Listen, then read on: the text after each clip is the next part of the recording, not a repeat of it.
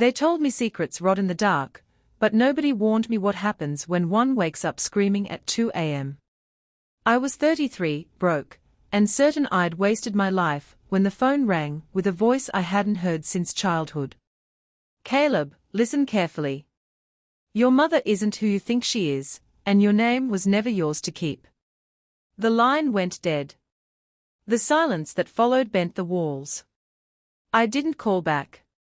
I stuffed a duffel with 2 shirts, an old laptop, and the kind of fear that makes you drive without blinking.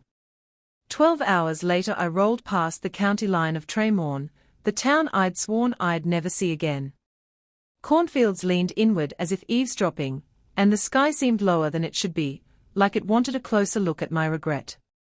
The only motel still open was a pink stucco block missing the O in its vacancy sign.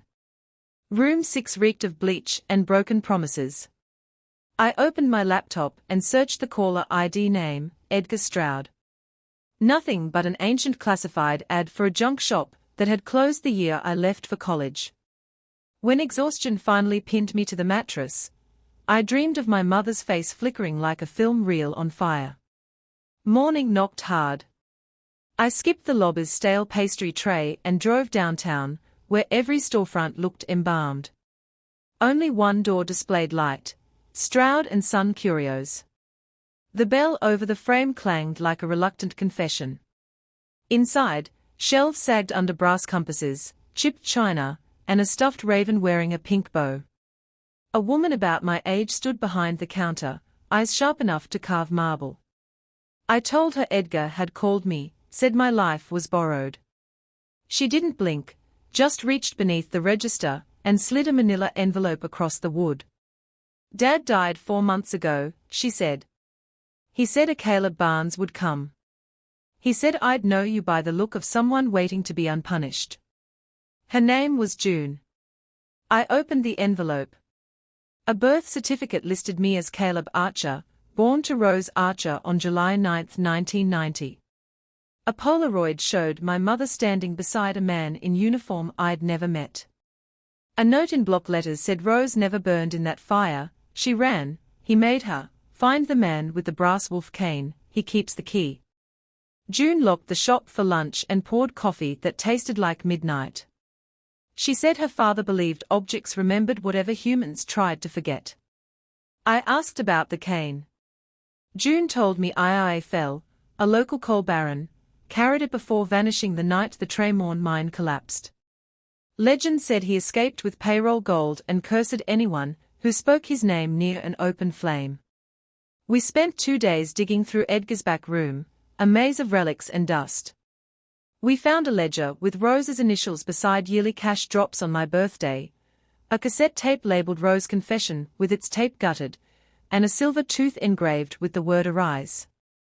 Each object pressed a bruise on memory.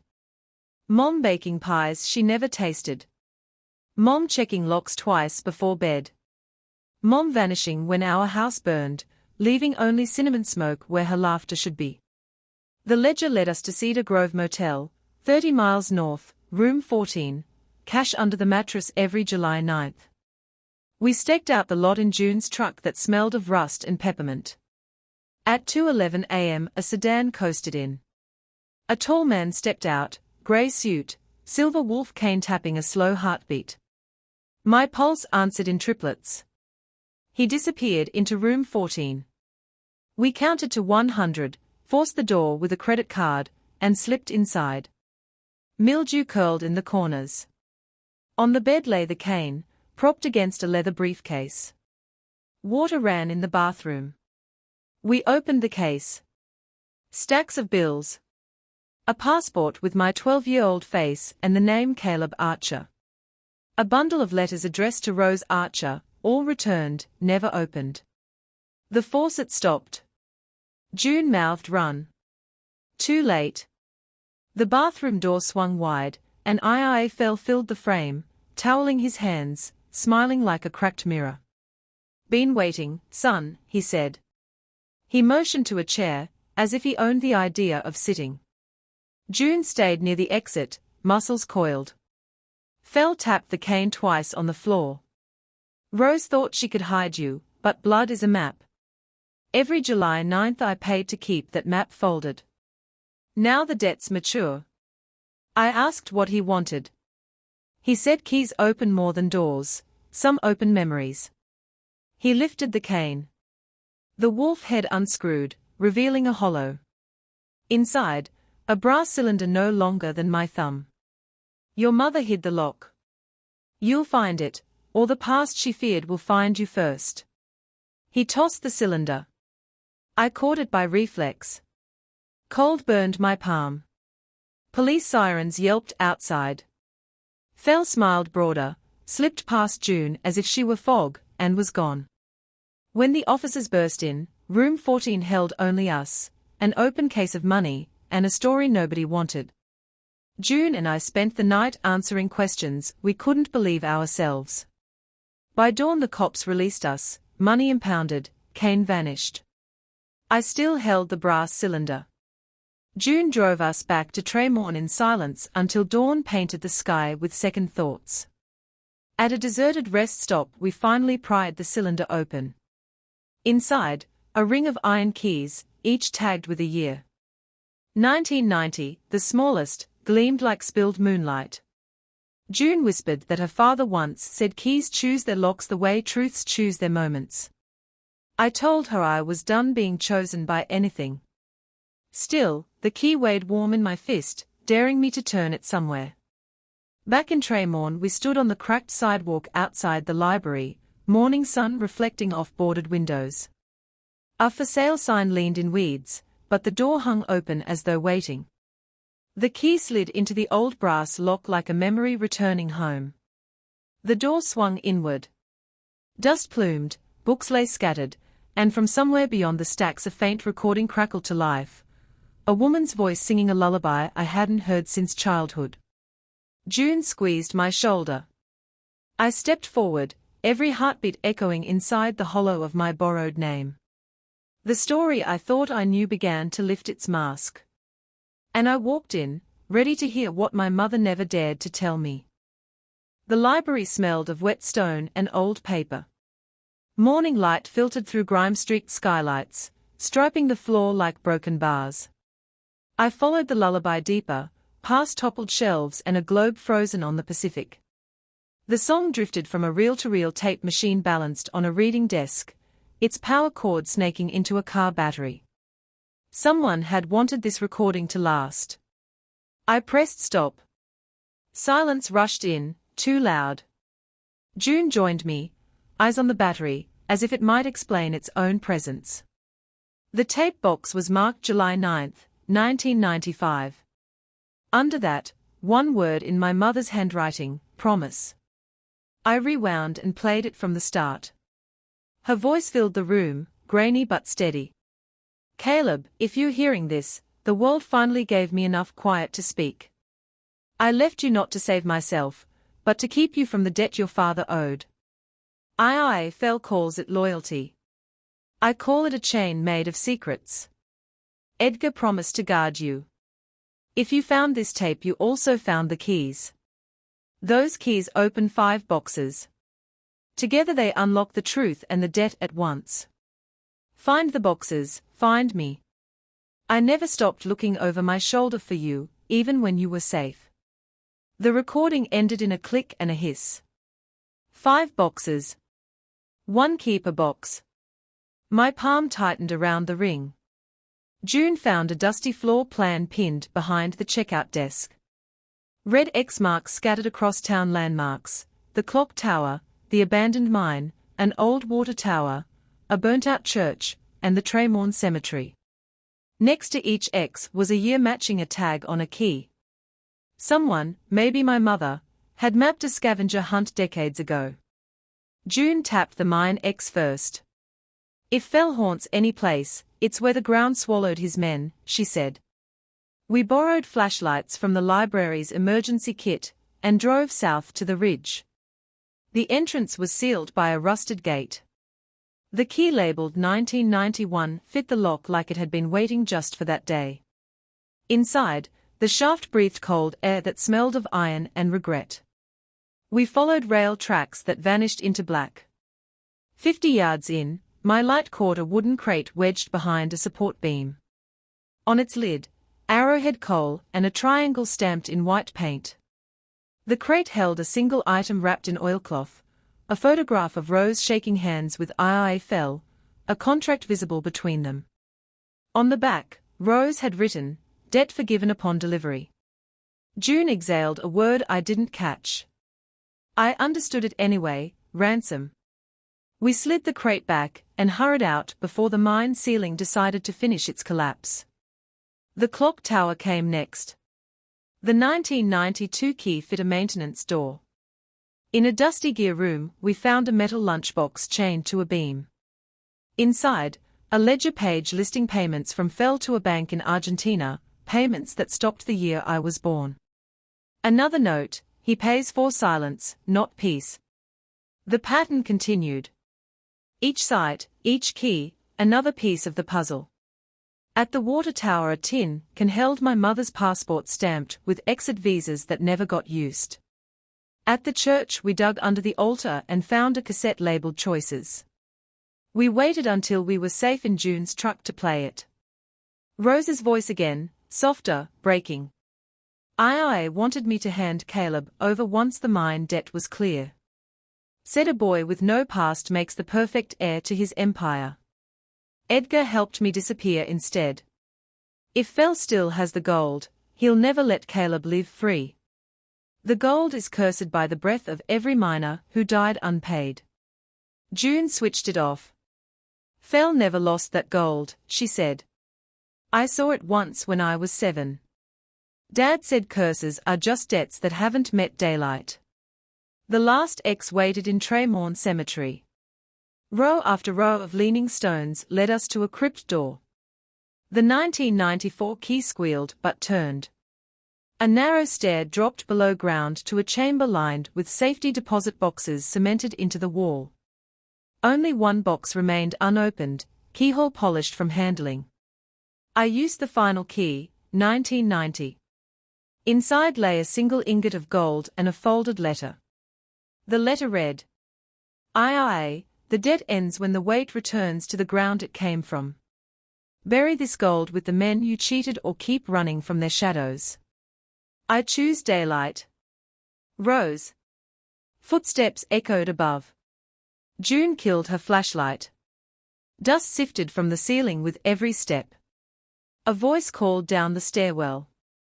Fell. Caleb, bring me the box and we walk away alive. June whispered, not his box anymore. She placed the gold on the crypt floor, then slid the deposit box back into its niche and slammed it shut. The echo boomed like a hammer on anvil. I pocketed the letter and climbed. Fell stood silhouetted against the moonlit graveyard. The wolf cane gleamed. I'm done running, I said. The gold's buried where it belongs. Fell's smile faded. Gold doesn't rot. Neither do debts. Then stay here and polish them. June stepped past me, holding her phone high. Her screen displayed a live stream already pushing to the town's historical society page. Fell's face, the crypt, the ledgers, everything. Fell backed away as if the light itself burned. He turned, cane stabbing mud, and vanished between the stones. Police arrived minutes later, summoned by viewers who recognized the mine legend made flesh. By dawn Fell was in custody. Detectives matched the ledgers to cold cases of missing payouts and arson. June and I watched the sunrise from the library steps, exhausted and hollow, but finally out from under the weight of guesses. 3 days later my phone rang. Unknown number. My mother's voice answered my breathless hello. Caleb, I'm at Edgar's shop. June let me in. I drove faster than the law permitted. She stood in the doorway, older, edges softened, but eyes the same fierce shade. No hug felt long enough. She told me she had spent 25 years hiding in countries where names cost less. She had seen the live stream and realized daylight had finally caught Fell. I asked what came next. She said, you choose. Borrowed names, borrowed lives, let's build something that belongs to us. June offered the library. Rose liked the idea, a place where forgotten stories teach the living. We spent the summer repairing shelves, cataloguing relics, turning the crypt gold into scholarships for the miners' grandchildren. On the anniversary of Edgar's death, we reopened as the Stroud Archer Center for Lost Voices. People arrived carrying objects with heavy histories. We listened, recorded, healed. Some nights, when the tapes play back my mother's younger voice, we sit together under restored skylights and let the past finish its song. Because secrets do rot in the dark. But once you air them out, they become seeds. And seeds, given enough daylight, learn how to stand tall and break the ground that once buried them. Summer turned the broken-windowed library into a kill. Dust that once clung like regret now glittered in shafts of noon light, while volunteers hauled out warped tables and termite-chewed encyclopedias. June catalogued every salvageable book on a battered laptop, fingers flying as if the keys owed her answers. My mother reshelved each title by hand, pausing to read flyleaf inscriptions no one else bothered to notice. I scraped bubblegum from undersides of desks and wondered how many secrets could hide beneath other people's habits. Word spread fast. A local journalist ran a piece called The Town that gave secrets daylight. Donations arrived in envelopes smelling of attics, deed papers, apology letters, a pocket watch engraved "Time owes honesty." Every item carried a backstory, every backstory needed a room. So we knocked out walls and built display cases from the church pews we'd reclaimed. Laughter replaced echo. The building stopped feeling haunted and started feeling awake. Not everyone approved. Mayor Whitlock, whose family name topped Tremont's donor plaques, visited with a smile too tight. A noble project, he said, scanning the ledgers on display. But certain histories might discourage investors. Rose met his gaze. Investors who fear history usually fear accountability. Whitlock's smile cracked. He left with a promise to review zoning compliance. June laughed at the empty threat, but 2 days later the fire marshal posted a closure notice for electrical violations. We gathered around the taped-off doors while storm clouds boiled above the ridge. I felt that old tremor of helplessness crawl under my ribs. Rose inspected the notice. Political theater, she said. The real inspection list is 50 pages. He gave us 3. She handed the paper to June, who photographed it for public record. That night, electricity died across downtown, except at the mayor's gala where generators hummed like contented bees.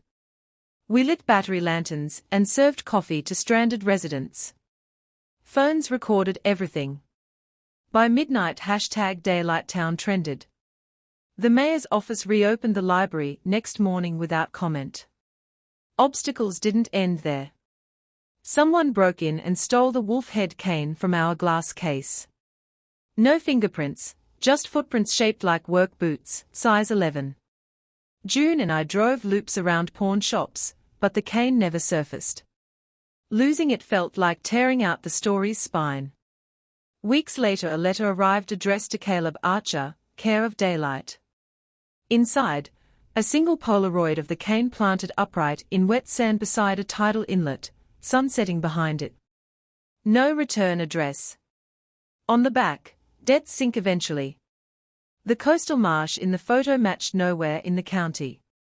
June traced the shoreline shape to Peyton Harbors, 200 miles east. We left at dawn. Rose stayed behind, promising to finish the children's reading corner.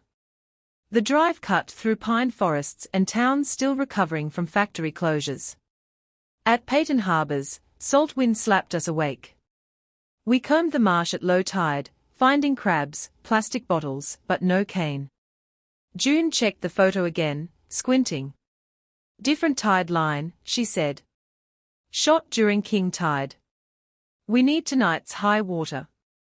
We killed hours eating fried clams from a shack run by a man who said storms were his retirement plan. Night fell and the tide surged. Under moonlight, we found a sandbar steaming in brackish mist. The cane stood exactly as pictured, but next to it, half buried, a steel strongbox waited like a dare. Combination lock, rusted but intact. Tag on top read 4 to 17, the time frozen on Tremont's clock tower. My heart knocked. We drove back through dawn, arriving as the library opened. Rose entered the code, 417. The lid creaked. Inside lay 3 gold bars identical to the one we'd surrendered, and a folder stamped with the Whitlock family crest. June flipped through pages, land deeds showing illegal transfers from minor families to Whitlock Holdings dated week after the collapse. Notes in Fell's handwriting demanded kickbacks to keep the transfers buried. This cane was bait, June whispered. Someone wanted this box found. We debated going to the police. Rose suggested inviting the press first. That afternoon the front steps brimmed with reporters while Mayor Whitlock tried to explain forged signatures under his grandfather's seal. By evening the closure notice vanished forever. Victory tasted anticlimactic. The cane we reinterred in the Miners' Memorial Garden waited so storms couldn't lift it.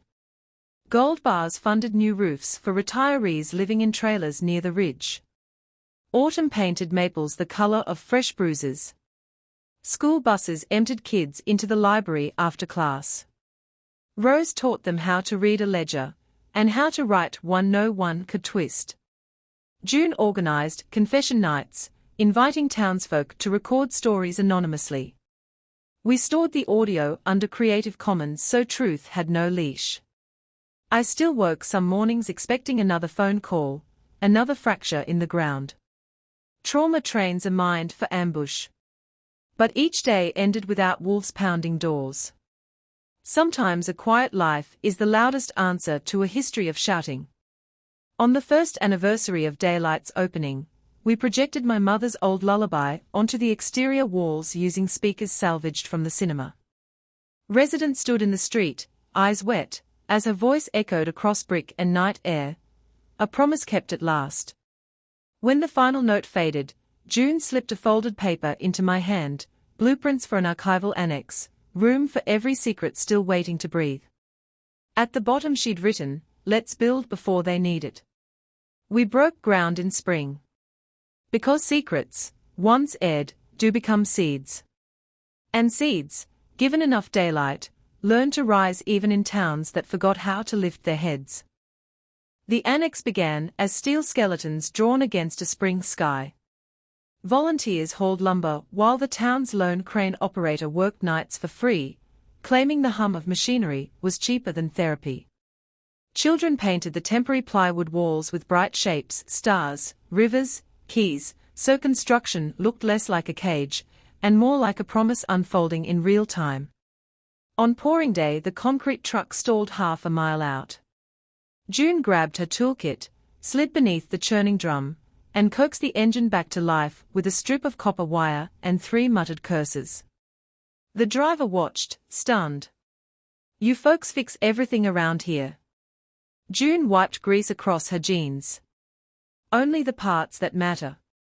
Inside the main hall, Rose curated a new exhibit called Threads of Debt, small artifacts tied to larger injustices. A miner's lunch pail dented inward like a punched lung. A silk handkerchief embroidered with initials of a seamstress who was never paid. Visitors left notes beside each item, confessing how those stories echoed in their own families. The note jar filled faster than we could sort. One afternoon a tour bus hissed to a stop outside. 40 college students filed in, notebooks poised. Their sociology professor, Dr. Ren Malik, had assigned our town as a living case study in restorative history. She asked permission to place QR codes near displays linking to oral history clips. We agreed, provided she trained local teens to manage the database.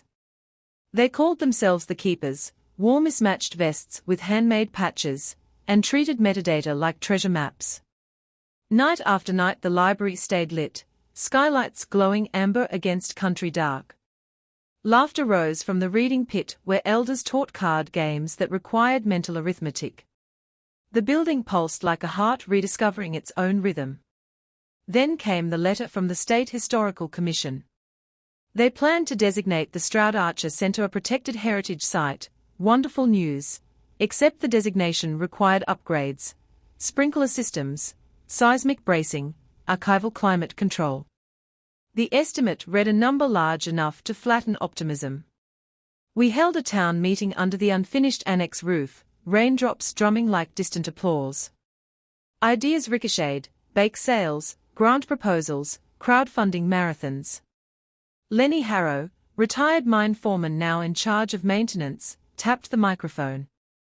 Why not auction a piece of the past to build its future?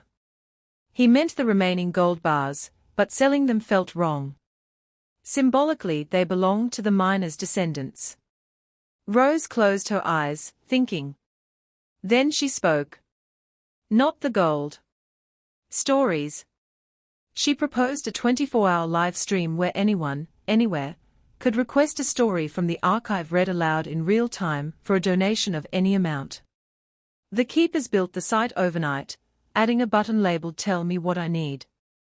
The stream began at noon on the summer solstice. June and I took first shift, voices steady over microphones while thunderstorms prowled outside. Requests poured in from Tokyo, Sao Paulo, Johannesburg. Some asked for love letters between railroad clerks, others for ledgers documenting stolen wages. Donations climbed, small currencies stacking like bricks. At hour 18 my throat rasped, but wouldn't quit. A request arrived. Read the confession labeled choices. Rose froze. That tape held her voice describing the night the mine collapsed, the payoff, the fire she set to fake her death. She had never let it play publicly. She answered herself, pressing play. The chat feed slowed, then flooded with heart emojis and lines of "I believe you." When her confession ended, the donation total passed the target by 10%. Construction resumed. Sprinklers misted new walls, humidity sensors blinked green, and archival boxes nested on climate-stable shelves. That should have been the chapter's closing. But history has sequel habits. A week after certification, we received a cease and desist from a California media company, Brightspur Productions. They claimed rights to produce the exclusive dramatization of the Tremorne Ledger scandal, based on an option contract signed by IIA Fell's estate 30 years earlier. The paperwork named Fell's heirs, distant cousins who had surfaced to claim narrative control. Brightspur demanded access to every artifact for their series and insisted on scripted reenactments filmed on site. Their draft script recast Rose as Fell's willing accomplice and painted the miners as violent agitators. If we refused, they threatened an injunction halting public exhibitions until ownership was resolved. June wanted to burn the letter. Rose suggested public dialogue. I called Dr. Malik for legal contacts. She replied with 2 names and a reminder that stories, like land, can be defended when enough people stand on them. Our attorney, Marta Wu, specialized in intellectual property battles over folk art. She read Brightspur's contract and smiled the way storms grin at rooftops. Turns out the option lapsed the year Fell died, because heirs never renewed. Brightspur bet we wouldn't check. Still, they could drag us through court. Marta proposed a countersuit citing defamation and unlawful interference. Litigation could bleed us dry. So we went for daylight again. The keepers compiled a digital vault of every artifact, ledger page, and confession, releasing it under a Creative Commons license. Within hours, journalists downloaded the archive, academic forums lit up, historians annotated margins in real time. Brightspur's exclusive rights turned to smoke. You can't bottle what the world already holds. They withdrew the threat. In a final email, they called us recklessly idealistic. June printed it, framed it above the staff coffee pot. Autumn sharpened the air. Leaves rustled like pages ready to turn. The annex opened with a ceremony set to the miners' descendants singing old work chants. Mayor Whitlock, newly humbled, cut the ribbon with shears borrowed from the children's crafts drawer. After the crowd dispersed, Rose and I walked the gravel path behind the library. She handed me a small box, inside, the original brass keychain, now missing only the 1994 key. "Keep them," she said. "Proof that borrowed names can unlock more than grief." I asked if she ever regretted striking the match that made the world think she died. "Every day," she answered, "but regret is just memory without purpose. And we've given it purpose now." Later that night June found me in the quiet stacks, notebook open but words stalled. She placed a new artifact in my palm, the silver tooth Edgar had saved, now polished to a mirror. "Thought you should decide where it lives," she said. I raised it to the reading lamp. The engraving Arise caught the light. For the first time since Edgar's phone call, I felt like the line between past and future finally straightened, even if only long enough for one deep breath. We mounted the tooth in the entry hall beside a plaque that reads, "Secrets rot in the dark. Stories bloom in daylight." Visitors trace the letters with fingertips, and sometimes they leave the building carrying a little less weight. The towns that once fed coal into hungry furnaces are learning new songs now. Wind turbines spin on the ridges where sirens used to howl.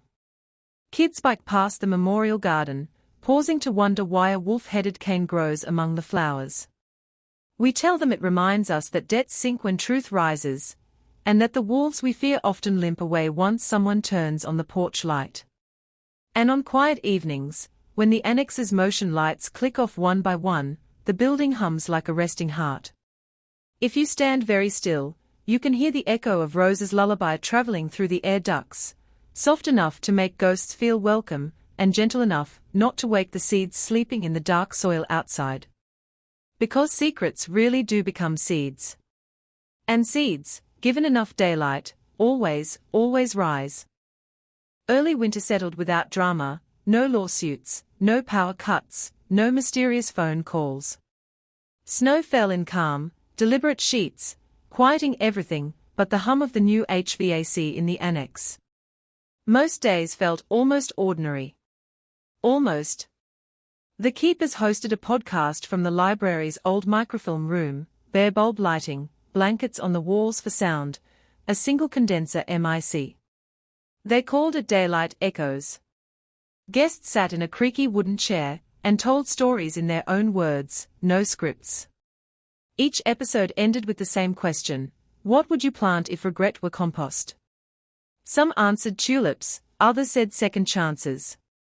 One miner's grandson said he'd plant a chair and sit beside it, waiting to listen. That one went viral for reasons none of us could explain. The state archivist visited on a Wednesday that smelled of pine cleanser. She wore thick gloves and turned pages with reverence. After 2 hours she closed her notebook.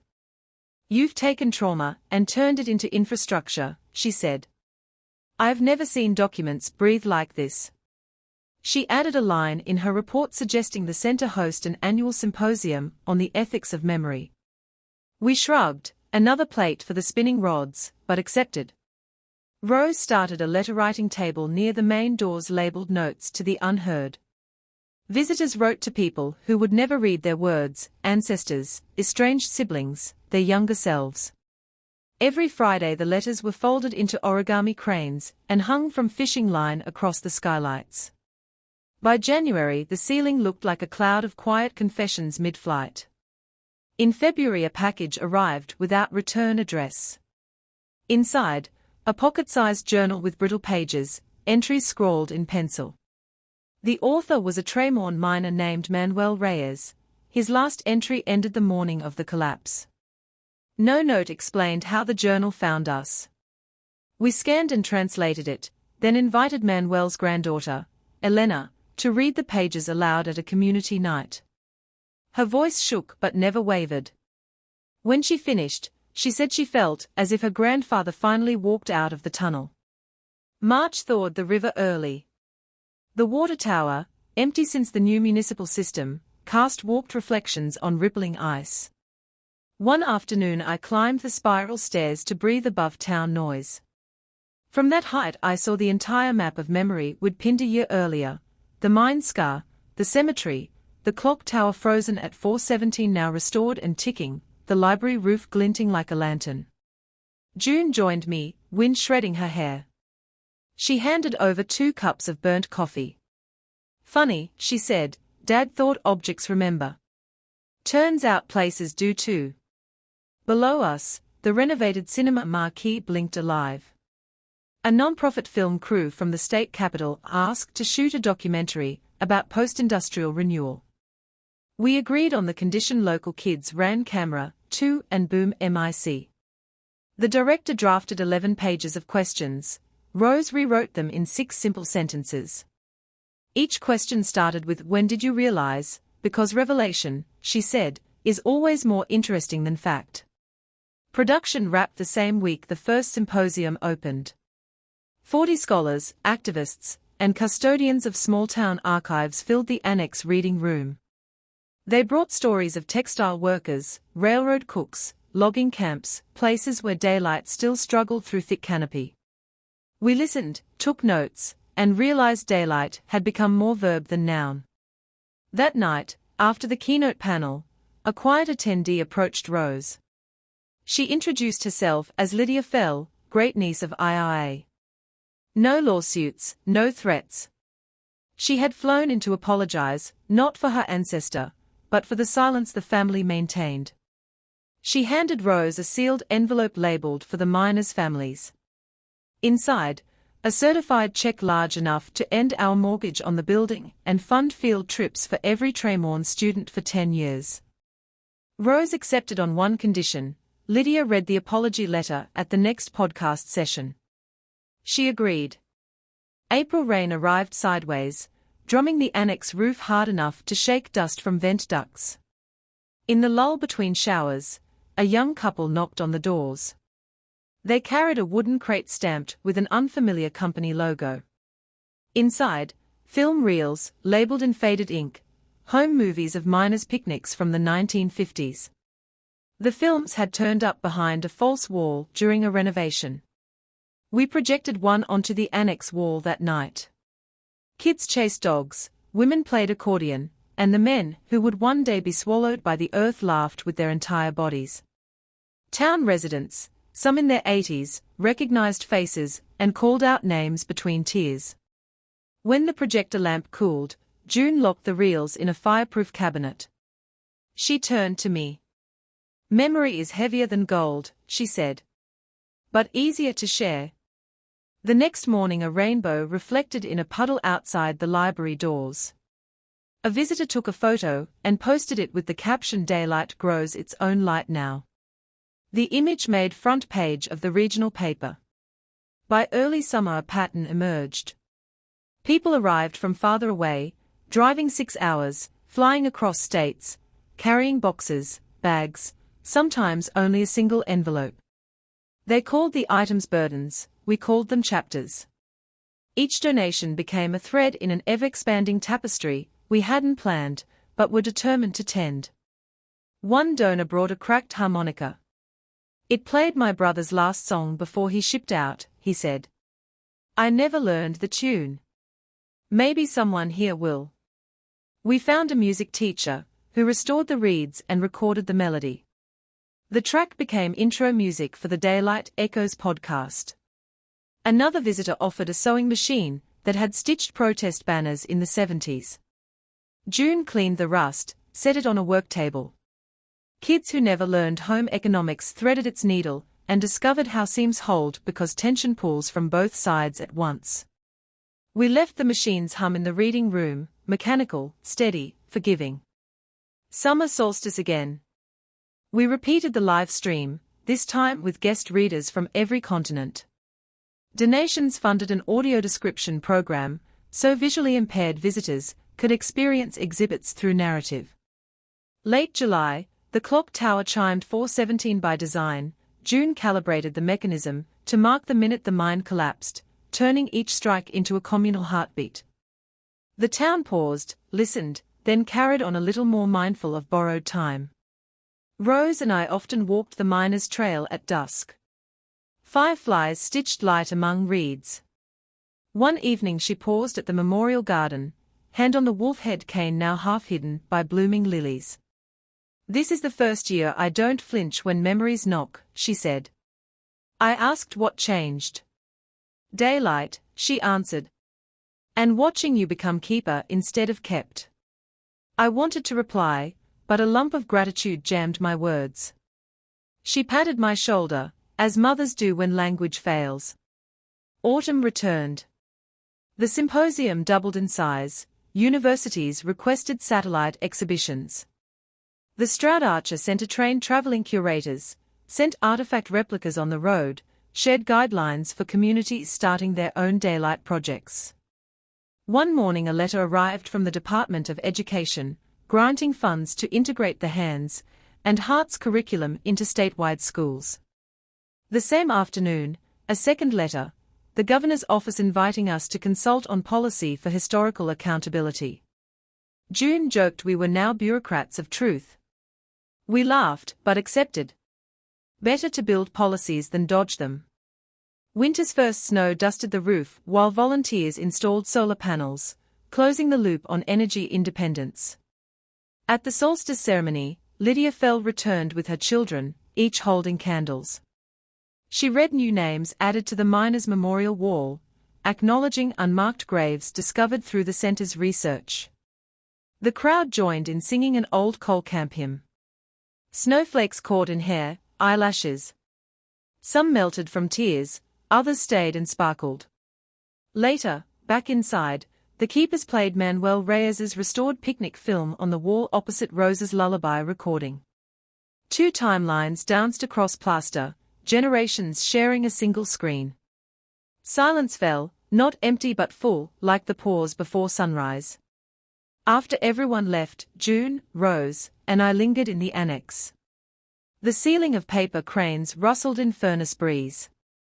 June whispered, "Remember when this place was dust and speculation?" Rose smiled. Dust and speculation are half the recipe for planets. I looked at the ring of keys on my desk, each still gleaming despite everything. Symbolic reminders that locks break when enough hands turn. The building settled around us, creaking like an old ship ready for another voyage. Secrets had indeed become seeds, and seeds had risen. But I realized something else. Seeds don't stop growing after they break ground. They aim higher. They branch, fruit, drop new seeds. Daylight never ends, it widens. We looked up, stepped into crisp night air, and watched the library's windows glow behind us, lanterns for anyone still walking roads alone, wondering if their story is too heavy, their guilt too loud, their name too borrowed. When they arrive, they'll learn what we did. Truth is rarely gentle, but it is always safer than silence. And once truth finds daylight, it grows roots that even darkness cannot pull free. The first winter storm that year came early and without apology, rattling the annex windows hard enough to shake last summer's dust from the rafters. Power flickered, then steadied. A dozen guests were already huddled in the reading pit for the weekly Letters to the Unheard gathering, so we added logs to the stove, dimmed the overheads, and let the storm drum percussion against the skylights. A woman named Elsie chose the folding chair. She unfolded a thin blue envelope, corners softened by decades. The letter was written by her father the week before he drowned working a river barge. She'd never read it aloud, she said, because she was afraid the words would disappear once spoken. Her voice caught, but she pressed on line by line, letting every syllable land. When she finished, she traced the signature with one trembling finger, smiled, and dropped the letter into the wooden box marked release. Thunder rolled a soft bow across the roof, like applause respectful of grief. After the guests left, we discovered the storm had snapped a transformer down the street. The library's new solar batteries kicked in, humming just loud enough to remind us that yesterday's effort was buying tonight's calm. June brewed coffee strong as certainty. We sat on the floor, backs against a bookcase still smelling of varnish, and listened to wind whistle through the eaves. I thought again about the ring of keys on my desk and wondered what locks they might open for someone else. It occurred to me that giving them away might be the final step in letting the past stand on its own. Before bed I tucked the ring and the silver tooth into a velvet pouch, intending to leave them at the miners' memorial in the morning, a gift to the place that had given, at last, every answer it could. We never made it to the memorial at dawn. Instead, a call from the hospital. Lenny Harrow, our maintenance sage, had collapsed while patching roof shingles at his home. Stroke, the nurse said, but he was awake, asking for the library crew. June drove us through half-plowed streets, tires spitting sludge. Lenny's face looked smaller under fluorescent light, but his eyes shone the same workshop brass. Roof didn't like the ice, he rasped. Guess my heart didn't either. He reached for my hand, squeezed, nodded toward the pouch in my pocket. I hadn't realized it was visible. You still carrying other people's weight? He asked. I shrugged. Planning to let it go. Wrong verb, Lenny said. Pass it on. He asked for the tooth and the smallest key. His fingers curled around them like an oath. He closed his eyes, drifted to sleep, and did not wake again. 2 days later, we buried Lenny on a hill overlooking the mine scar. The tooth rested in his suit pocket, the key hung on a chain around his neck. Snow sifted down, as if the sky wanted to soften every jagged edge. After the service, kids from the keepers hammered a cedar plaque into the frozen ground, fix what matters, leave the rest. A week passed, then 2. Winter loosened its grip. Letters arrived from towns we'd never heard of, asking how to start their own daylight rooms. We mailed toolkits, instructions, sample release forms, a flash drive of scanned artifacts. A single brass key printed on the cover reminded each recipient that locks don't last when stories insist on opening. Early spring, a package postmarked from the coast returned the wolf head cane, polished, wrapped in linen. No note. June placed it in a new display titled Debts Fulfilled. Visitors rubbed the silver snout for luck before walking into the annex. By April, we planned our first traveling exhibit, Daylight on the Road, to visit factory towns along the river. We packed LED panels, portable listening booths, and a trunk of replica artifacts. On opening night in Miller's Crossing, 300 people filed through a community center that usually struggled to host 30. They left holding paper cranes and promise cards. They left lighter. Each stop added cranes, added stories. We filled portable drives with audio until they rattled. Every download was mirrored to 3 servers, a redundancy pact against forgetting. The tour ended where the river met the sea. On the final evening we lit 100 oil lamps along the breakwater. Visitors dropped letters into the waves. The wind carried smoke and salt through our hair.